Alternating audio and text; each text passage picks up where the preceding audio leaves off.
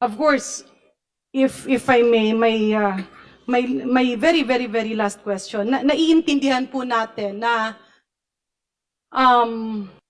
medyo mabigat, no, ang supplemental affidavit na binitiwan ni Mr. Madriaga.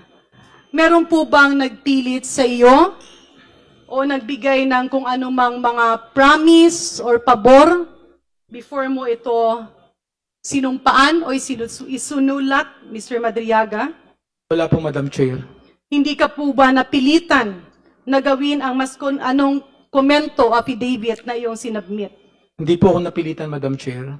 Wala bang pangakong palayain ka sa kulungan kapalit ng pagtestigo na ginagawa mo ngayon? Hindi po ako humihingi ng anumang kapalit sa paggawa ko ng salaysay ko. Bakit niyo po na desisyon ng lumantad at magsalita? Una po, kailangan din pong malaman na ng mga tao yung kalokohan po ni Atty. Roque na pinoproteksyonan ni BP Sara. Yung land grabbing po na yun, maliit na portion lang po yun ang ginagawa nila. Naniniwala po ako sa buong Luzon na marami po, Zambales, Pangasinan, La Union, Cagayan.